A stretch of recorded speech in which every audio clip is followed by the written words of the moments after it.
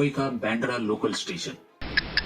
दिन के करीब 11:30 बज रहे थे। एक आदमी प्लेटफॉर्म पे बैठा हुआ था। उसका नाम करण था। वो कुछ परेशान सा लग रहा था, बहुत थका हारा, उसकी हालत कुछ ठीक नहीं थी। तभी एक आदमी ने उसे देखा। उसका नाम राहुल था। राहुल पूछता है, ए करण बाबा, तेरी हालत कुछ ठीक नहीं लग रही। अरे आज तेरा ऑफिस का तो पहला दिन था, तू गया नहीं ऑफिस? करण उस आदमी की तरफ देखता है और बोलता है, अरे राहुल, बैठ बैठ। अरे यार क्या बताऊं, इस मुंबई लोकल ने तो आज मेरी वाट लगा दी। राहुल पूछता है, ऐसा क्या हुआ बाबा? करण, अच्छा वो सब छोड़, तू क्या कर रहा है यहाँ पे?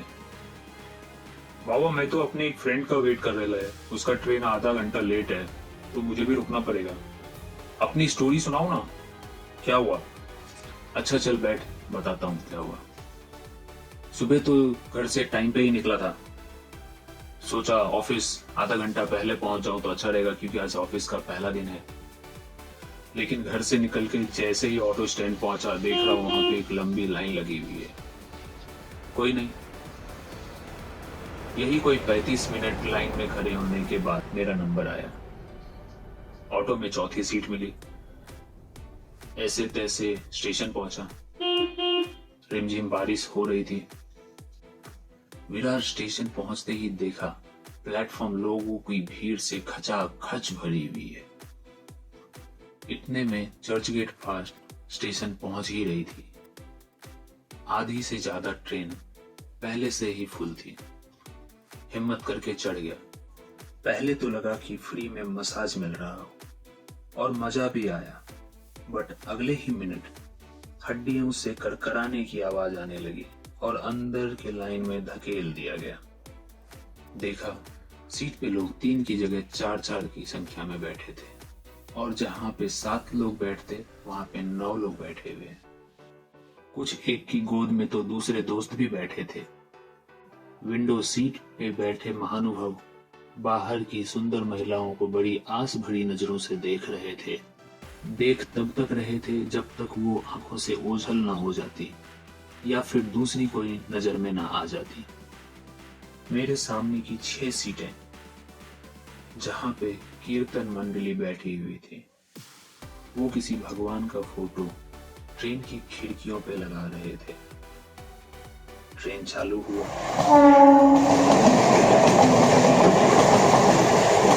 कीर्तन मंडली ने अपना सुरतान छेड़ा और 6-8 लोग उनके पीछे दोहराने लगे।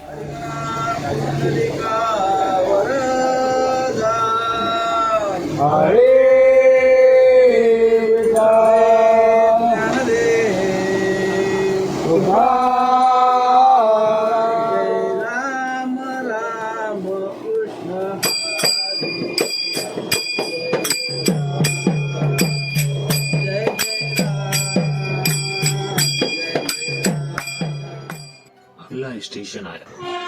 भीड़ काफी बढ़ चुकी थी। हिलने तक की जगह नहीं थी।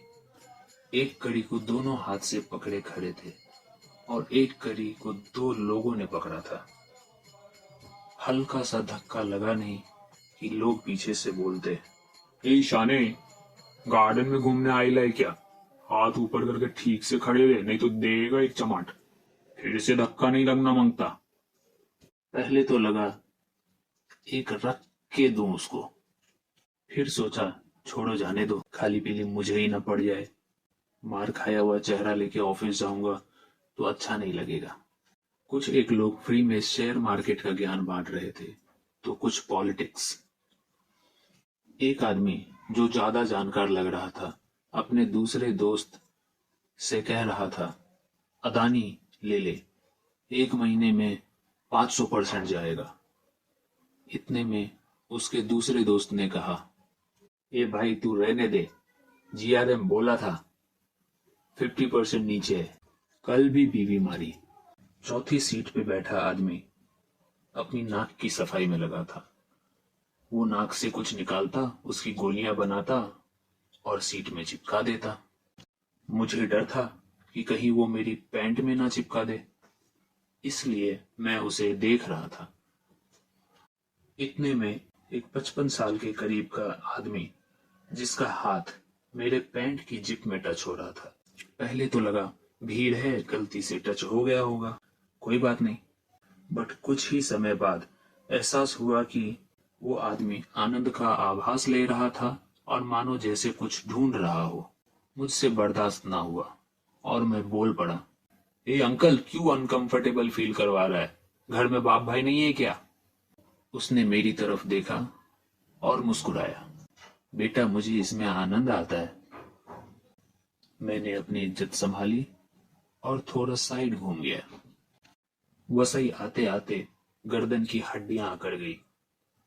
दोनों पैर हाथ एक हो चुके थे और अपनी लालच भरी नजरों से सीट की तरफ देख रहा था कि कोई महानुभव मुझे सीट दे दे, लेकिन ऐसा सिर्फ मैं सोच रहा था। इतने में कीर्तन खत्म हुआ।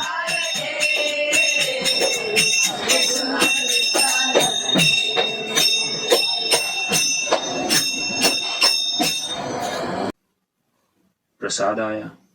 जैसे ही मुंह में डाला, किसी ने पाद दिया।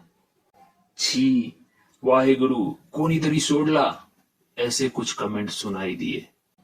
मैंने उस अंकल को शक की निगाहों से देखा। उस अंकल ने कहा, नहीं भाई, मैंने नहीं छोड़ा। मुझे उस अंकल की बातों पे विश्वास हो गया, क्योंकि फ्लेवर स्मेल अलग अलग थे। अंधेरी में मुझे जगह तो मिल गई, बट जैसे ही मैंने ऊपर देखा, मेरा बैग गायब था। कोई अपना समझ के ले जा चुका था। अगला स्टेशन बांद्रा, जहां मैं उतरा। काफी आनंद का आभास हो रहा था, हल्का महसूस कर रहा था। जैसे ही जेब में हाथ डाला, देखा मोबाइल गायब। ओह गॉड, अब क्या करूं? मोबाइल में ऑफिस का एड्रेस भी तो था। बस तब से स्टेशन पे ही बैठा हूं। ए बाबा, तेरी तो सच में वाट लग गई रे। कोई नहीं, अगर मुंबई की लाइफ चाहिए तो इस मुंबई लोकल को लाइफ पार्टनर बनाना ही होगा। दोस्तों, आपके चेहरे पे खुशी लाने का ये मेरा पहला प्रयास है। ऐसी दिलचस्प कहानियों के लिए कृपया मेरे इस YouTube चैनल बेस्ट कहानियां को लाइक और सब्सक्राइब करें, ताकि मेरी अगली वीडियो आप तक सबसे पहले पहुंचे। धन्यवाद।